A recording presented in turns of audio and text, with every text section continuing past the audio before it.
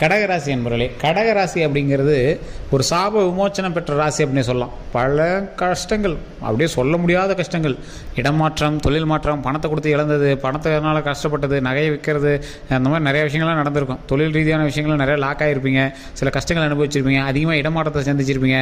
சென்ற வருடங்கள்லாம் நிறைய இடத்துல மருத்துவ ரீதியான விஷயங்களை ரொம்ப பாதிக்கப்பட்டிருப்பீங்க, மன ரீதியான விஷயங்களை தூக்கமின்மையினால் ரொம்ப கஷ்டப்பட்டிருப்பீங்க. நிறைய அமௌண்ட்டை வந்து கொண்டு போய் லாக் பண்ணி அதை எப்படா சரி பண்ணுறதுன்னு தெரியாமல் வேறு ஒரு கடனை வாங்கி அந்த கடனை எப்போ அடைக்க முடியுதுன்னு தெரியாமல் வேறு ஏதோ தொழிலெலாம் போயிருப்பீங்க. அதே மாதிரி நீங்கள் பண்ண ஒரு மிகப்பெரிய விஷயம், ஹாஸ்பிட்டலில் போய் ஒரு 4-5 நாள் இருந்திருப்பீங்க. அதனால் ஒரு மிகப்பெரிய மன உளைச்சல்லாம் ஆளாகி மறுபடியும் அதிலேருந்து மீண்டு இப்போ தான் கொஞ்சம் மனுஷனாக வெளியே வந்திருப்பீங்க. இந்த வருஷம், அதாவது இந்த கஷ்டங்கள் எல்லாம் தாண்டி இந்த வருஷம் நீங்கள் கால வைக்கக்கூடிய இடம் மிக ஒரு நன்மையான ஒரு இடம் அப்படின்னே சொல்லலாம். பழசை கம்பேர் பண்ணும்போது பெருமூச்சு விட்டு கொஞ்சம் வெளியே வந்த ஒரு தருணம் உங்களுக்கு நல்லா ஞாபகம் இருக்கும் அப்படின்னு நினைக்கிறேன். இனி வரக்கூடிய காலங்களில் இந்த 2 வார காலங்கள் உங்களுக்கு எப்படி அமைய போகுது, எதை நம்பி நீங்கள் கைவிட்ட சில விஷயங்கள் இனி நீங்கள் அதை எப்படி கையாள வேணும் அப்படிங்கிறத இந்த வீடியோவில் சொல்ல போகிறேன்.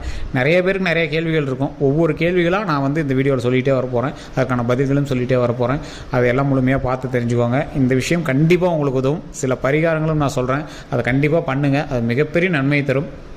அதே மாதிரி நிறையா பேர் வந்து தனிப்படையான ஜோதிடம் பார்க்கணும் அப்படின்னு ஆசைப்பட்டீங்க. கீழே கான்டாக்ட் நம்பர் டீட்டெயில்ஸ் கொடுக்குறேன், ஜஸ்ட் கால் பண்ணி கேட்டு தெரிஞ்சுக்கோங்க. நிறைய பேர் கேட்குற ஒரு விஷயம் என்னென்னா, சார் இப்போ ஜோதிடர்லாம் ஃபோன் பண்ணுறோம், இதெல்லாம் கேட்டு தெரிஞ்சுக்கிறோம், எப்படி தெளிவாக சொல்லுவாங்க அப்படிங்கிறது தான். சார், உங்களுடைய ஜோதிடத்துக்கு நீங்கள் ஃபோன் பண்ணுறீங்க அப்படின்னா உங்களுடைய ஃபோன் நம்பரு, உங்களுடைய கான்டாக்ட் டீட்டெயில்ஸில் நீங்கள் ஃபோன் பண்ணி பார்த்தீங்கன்னா ஃபோன் நம்பரில் ஜஸ்ட் ஃபோன் பண்ணிட்டு நீங்கள் பிறந்த தேதி, உங்களோட லொக்கேஷனு, உங்களுடைய பிறந்த நேரம், இதை 3 சொன்னீங்கன்னா போதும். ஃபுல் A to Z எல்லாமே கம்ப்ளீட்டாக சொல்லிடுவாங்க. இப்போ நம்ம சொல்லக்கூடிய விஷயங்கள்லாம் 0.1% அவ்வளோ தெளிவாக சொல்கிறாங்க. அது கீழே கான்டாக்ட் நம்பர் டீட்டெயில்ஸ் கொடுத்துருக்கேன். ஜஸ்ட் கால் பண்ணி, பிரபல ஜோதிட நம்பர், நிறைய ஆக்டர்ஸ்க்கே அவங்க தான் வந்து ஜோதிடம் பார்த்துருக்காங்க. ஜஸ்ட் நீங்கள் ஃபோன் பண்ணி உங்களோட இன்ஃபர்மேஷன் சொன்னால் போதும். Full details A to Z நீங்கள் ஃபோன் மூலமாக கேட்டு தெரிஞ்சுக்கலாம். சரிங்க, இது எல்லாம் ஒரு பக்கம் இருக்கட்டும். நிறைய பேருக்கு இந்த கடகராசி கஷ்டங்களை மட்டுமே அனுபவிச்சுட்டு இருக்கிறதுனால எந்த வீடியோவில் எது போட்டாலும், சார் இப்படி தான் சொல்லிட்டு இருக்கிறீங்க, ஒன்றும் நடந்த மாதிரி தெரியல, இப்படி தான் பேசிகிட்டே இருக்கிறீங்க அப்படிம்பீங்க. காலங்கள் ஒன்றும் அதிகமாகலாம் உங்களுக்கு ஒன்றும் கிடக்கல சார். குறிப்பிட்ட காலம் மட்டும் தான் நீங்கள் கஷ்டப்பட்டுருக்கீங்க. இந்த கடகராசியை பொறுத்த வரைக்கும் ஒரு குறிப்பிட்ட வருடங்களுக்கு முன்னாடிலாம் ஓரளவுக்கு பரவாயில்லையாக இருக்கும். சார், எங்கே சார் இப்படி சொல்லுங்க, பழசுலேருந்தே கஷ்டம் தான் சார் பட்டுருக்குறோம், நீங்கள் என்னமோ குறிப்பிட்ட காலங்களுக்கு முன்னாடியிலேருந்து தான் அப்படிங்கிறீங்க. கிடையவே கிடையாது சார். குறிப்பிட்ட காலங்களுக்கு முன்னாடியிலேருந்து தான் இந்த கடகராசிக்கு கொஞ்சம் கஷ்டங்கள் அதிகம். காரணம் என்ன அப்படின்னா, சிலருக்கு வந்து முன்னாடி இருந்திருக்கலாம். அதுக்கு காரணம் வந்து கூட இருக்கக்கூடிய மற்ற ராசிகளுடைய தாக்கம் உங்களுக்கு இருந்திருக்கலாம். ஆனால் ஜாதகத்தின்பால் கிரக மாற்றம் ஏற்பட்டு உங்களுக்கு கஷ்டங்கள் அதிகமாக வந்தக்கூடிய காலகட்டம் இந்த 3 வருட காலகட்டம் தான். இந்த 3 வருட காலகட்டத்திலையுமே உங்களுக்கு சில நன்மையும் நடந்ததுங்க. அந்த நன்மை நடந்திருக்கு அப்படிங்கிற பட்சத்தில் அந்த நன்மை எதனால் நடந்தது, எப்படி நடந்தது அப்படிங்கிறது ஒரு விஷயமும் இருக்குதுங்க. அந்த விஷயம் வந்து உங்களுக்கு உங்களுடைய வீட்டில் வந்து புதுசாக ஒரு உயிருக்கு வந்து பிறந்திருக்கும். அதன் மூலமாக ஒரு இணைப்பு, ஒரு ஆள் வந்து ஆட் ஆகிருப்பாங்க. அது மட்டும் உங்களுக்கு காப்பாற்றி கொடுக்குற ஒரு நேரம் அப்படின்னே சொல்லலாம். அதனால் நீங்கள் வந்து உயிர் தப்பிச்சிங்க அப்படின்னு சொல்லலாம். சில தடைகளையும் நீங்கள் வந்து கடந்திருப்பீங்க. அதே மாதிரி சில இழப்புகளையும் நீங்கள் வந்து சந்திச்சிருப்பீங்க. பண இழப்புகள் மட்டும் இல்லை, சில உயிரிழப்புமே நீங்கள் வந்து சந்திச்சிருப்பீங்க. அப்படி இல்லை சார், நம்ம அப்போல்லாம் ஒன்றும் நடக்கலை சார் அப்படின்னா கடவுள் புண்ணியத்தில் தப்பிச்சுக்கிட்டீங்கன்னு அர்த்தம். கடவுள் புண்ணியத்தில் தப்பிச்சுக்கிட்டீங்க, உங்கள் வீட்டில் இருக்கிறவங்களும் தப்பிச்சுக்கிட்டாங்க அப்படி தான் அர்த்தம். ஏன்னா பல கஷ்டங்களை பல கடகராசிகள் ரொம்ப இன்னலான ஒரு விஷயங்கள்லாம் சந்தித்து தான் வந்தாங்கங்க.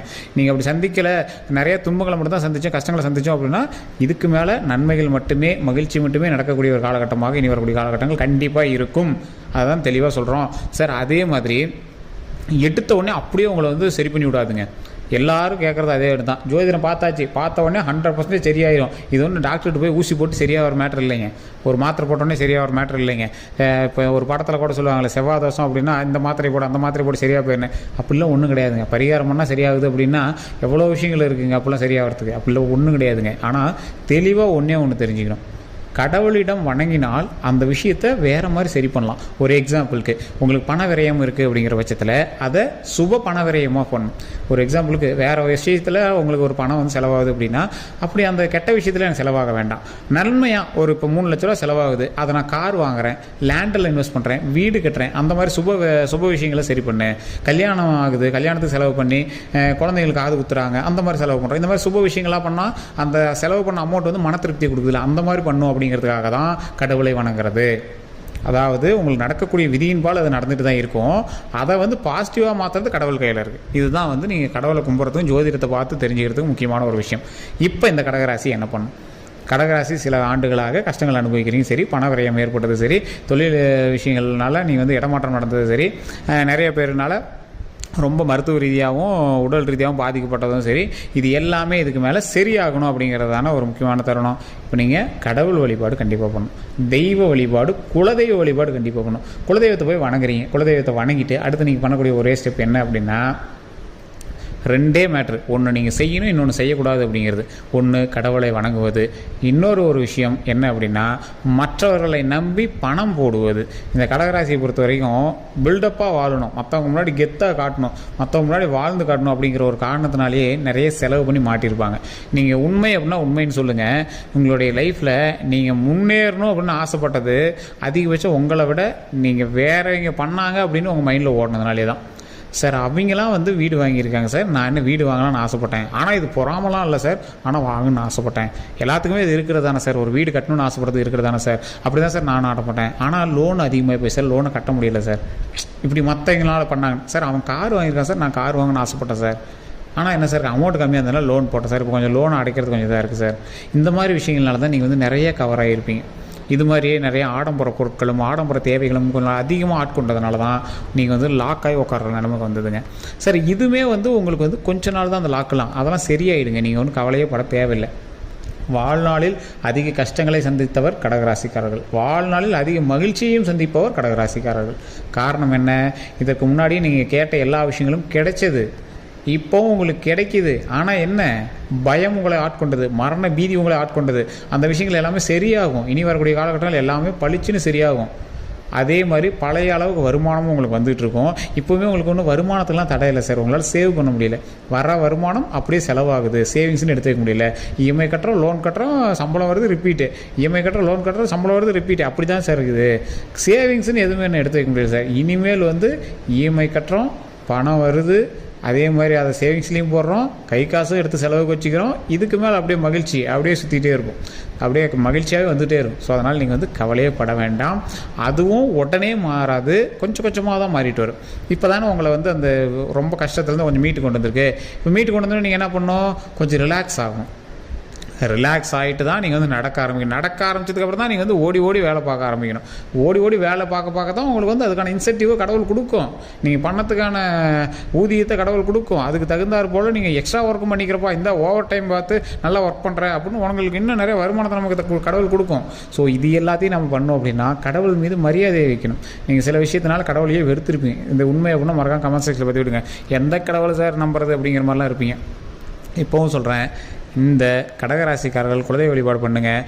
அதே மாதிரி காளி வழிபாடு, அதே மாதிரி துர்க்கை வழிபாடு, பத்ரகாளி அம்மன் வழிபாடு, துர்க்கை அம்மன் வழிபாடு, இதெல்லாம் பண்ணிங்க அப்படின்னா மிகப்பெரிய நன்மை கிடைக்கும். முக்கியமாக ஒரு 4 பேர்த்துக்கு சோறு போடுங்க சார். வயசானவங்களுக்கு உங்கள் கையால் சோறு போடுங்க. மிகப்பெரிய பாவங்கள் நீங்கக்கூடிய ஒரு நேரம்.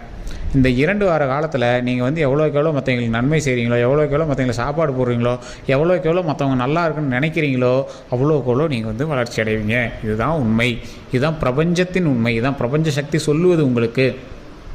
சரி, இன்னொரு விஷயம் நல்லா தெரிஞ்சுக்கோங்க. இந்த கடகராசியை பொறுத்த வரைக்கும் என்றைக்குமே கடவுள் கைவிடவே விடாது. இப்போ உங்களை கற்றுக் கொடுத்துருக்கு, இத்தாண்டா உலகம், உன்னை இத்தனை பேர் இப்படிலாம் நினைக்கிறான். இப்போ கண்டிப்பாக இந்த 3 வருட காலத்தில் நீங்கள் நிறைய பேர் போய் தெரிஞ்சிருப்பீங்க. யார் யார் உங்களுக்கு உதவுனாங்க, யார் யார் உங்களுக்கு உதவலை, உங்களை பற்றி நிறைய பேர் தெரிஞ்சுக்கணும். நீங்கள் பண்ண பில்டப்லாம் உங்களை அப்படியே ஆட்டி அசைச்சு மற்ற முன்னாடி உங்களை ஒரு பைத்தியக்கார வேஷம் போட வச்சுருக்கோம். அந்தளவுக்கு கடவுள் உங்களை பாடம் கற்பிச்சிட்டான். இந்த நிலைமையில கூட உன்னால் வாழ முடியும் அப்படிங்கிறத பாடம் கற்றுக் கொடுத்துருச்சு கடவுள்.